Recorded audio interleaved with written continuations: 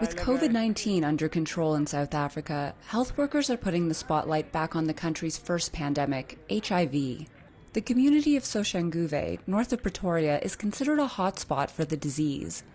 This mobile clinic is attempting to fill gaps in HIV services while targeting the most vulnerable populations, women and girls. It's easy for them to get HIV because of, first of all, the boys, they don't want to condomize. So if a lady depends on a guy financial or anyhow, then it's easy for them to allow the guy not to use a condom. They are also at the risk of getting raped. They are also at risk of getting married at a very young age. But reaching people wasn't as easy during COVID-19 lockdowns. There were difficulties in terms of reaching our target because everyone was indoors, everyone is home, people, they were losing their jobs, so there was a high risk of poverty. Obviously, when people are at home, all they do is intercourse. The United Nations says for the first time in the history of fighting HIV, there were significant declines in testing and treatment for HIV amid the coronavirus pandemic. It means people are at greater risk of unknowingly spreading the disease.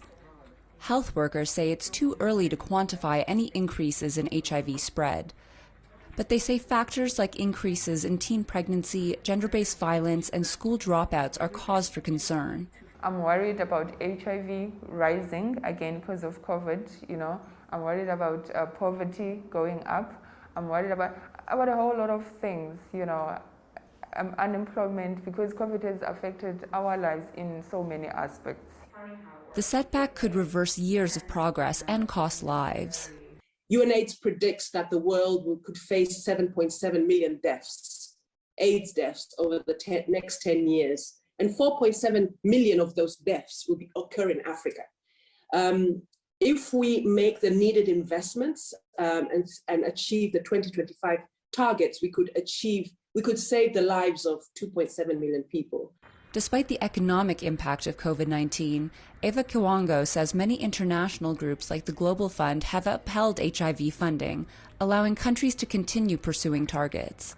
South Africa has shown very strong efforts, and communities have been so resilient. We've seen initiatives that have been scaled up. By reinvigorating efforts, she says HIV can become a disease of the past. Linda Giftash for VOA News, Johannesburg.